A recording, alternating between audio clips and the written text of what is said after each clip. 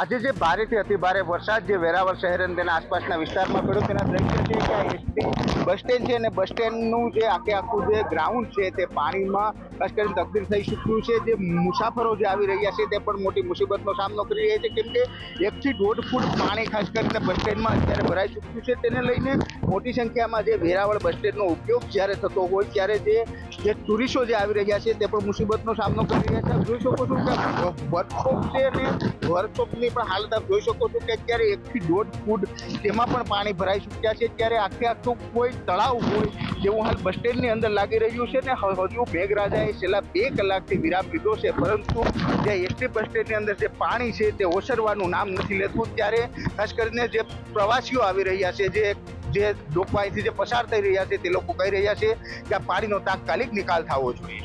Rohit Singh Barad, VTV news, Gir Somnath.